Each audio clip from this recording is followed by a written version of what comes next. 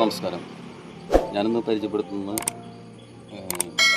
കയ്പ കൃഷി, അതുപോലെ തന്നെ പടവലം. ഇത് രണ്ടും കൂടിയിട്ട് ഒന്നിച്ചാണ് നട്ടിട്ടുള്ളത്. അപ്പോൾ നട്ടിട്ടുള്ളത് ഇവിടെ പാകി മുളപ്പിച്ചാണ്. ഒരു 40 ദിവസത്തിൻ്റെ മേലെ ഇത് ഇവിടെ നട്ടിട്ട്. അപ്പോൾ ഇത് 40 ദിവസമായുള്ള തൈയാണ്. ഇത് ഫസ്റ്റ് വളം ഇട്ടതിന് ശേഷം ഒരു 4 ദിവസം മുന്നാണ് വളം ചെയ്തത്. എന്നിട്ട് മണ്ണിട്ട് മൂടിയേക്കാണ്. അപ്പോൾ വളം ഇടുന്ന രീതിയെ കുറിച്ചിട്ട് അതിന് മുന്നിലൊരു വീഡിയോ ചെയ്തിട്ട് തക്കാളിയുടെ ചുവട്ടിലിട്ട വളം തന്നെയാണ് ഇവിടെ ചെയ്തിട്ടുള്ളത്. അപ്പോൾ ഇത് ഇങ്ങനെ വല്ലാണ്ട് വളർന്നുണ്ട്. ഈ വളർച്ച എത്തുമ്പോഴത്തേന് സത്യത്തിൽ ഇതിന് മറ്റേ പന്തലിട്ട് കൊടുക്കേണ്ടതാണ്. പന്തലിട്ട് കൊടുക്കാൻ വൈകിയിട്ടുണ്ട്. അപ്പോൾ ഞാൻ തൽക്കാലം ഇപ്പോൾ ഇങ്ങനെ വെച്ച് കെട്ടി റെഡി ആക്കിയിട്ടുണ്ട്. കണ്ടോ, ഇതിപ്പോൾ പന്തലിന്മ കയറേണ്ട സാധനമാണ്. ഇതിപ്പോൾ ഇങ്ങനെ വളഞ്ഞിട്ടൊക്കെ നിൽക്കുകയാണ്. ഇത് പന്തലിന്മ കയറിയാൽ തന്നെയാണ് ഇതിൻ്റെ കറക്റ്റ് വളർച്ച, അതിൻ്റെ ഇഷ്ടത്തിനനുസരിച്ചിട്ട് പോവുള്ളൂ. അപ്പോൾ ഞാനൊരു വല ഇവിടെ കൊണ്ടുവന്ന് വെച്ചിട്ടുണ്ട്. അപ്പോൾ വല ഒന്ന് കെട്ടണം.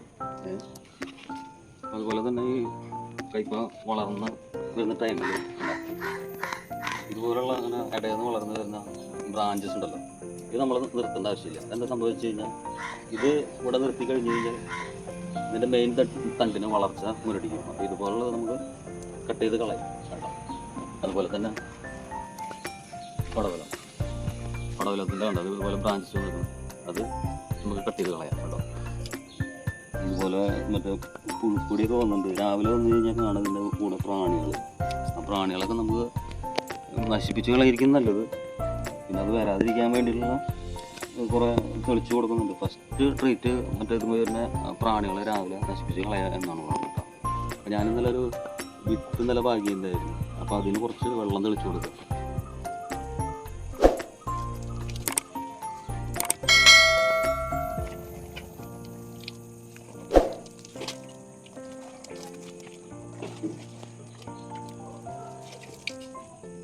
ഇതിൻ്റെ ഒരു വീഡിയോ, ഷോർട്ട് വീഡിയോ ഇട്ടിട്ടുണ്ട്. അപ്പോൾ അത് നിങ്ങൾ കാണാം.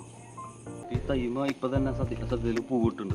കണ്ടോ, ഇതുപോലെ പൂ വിരിഞ്ഞിട്ടുണ്ടായിരുന്നു. ഇപ്പോൾ കട്ട് ചെയ്ത് പോയത് അത് പൂ വിരിയാൻ നിൽക്കുന്ന മുട്ടകളുണ്ട്. കംപ്ലീറ്റ് ഫുള്ള് മുട്ടകൾ വന്നിട്ടുണ്ട്. ഇത് ആദ്യം വിരിയുന്ന കംപ്ലീറ്റ് ആൺപൂവായിരിക്കും.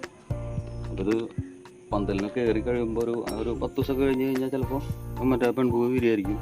അപ്പോൾ ഫസ്റ്റ് കയ്പൊക്കെ നട്ട് ഇതുപോലെ വരുന്നത് കായ ഉണ്ടാവില്ല എന്ന് പറയാനുള്ള കംപ്ലൈൻ്റ് ഒന്നും വേണ്ട. വെയിറ്റ് ചെയ്ത് കഴിഞ്ഞിട്ട് ഇതുമ്പോൾ കായ ഉണ്ടാവരുത്. അതുപോലെ തന്നെയാണ് മറ്റേ പടവലും അതുപോലെ വേണം.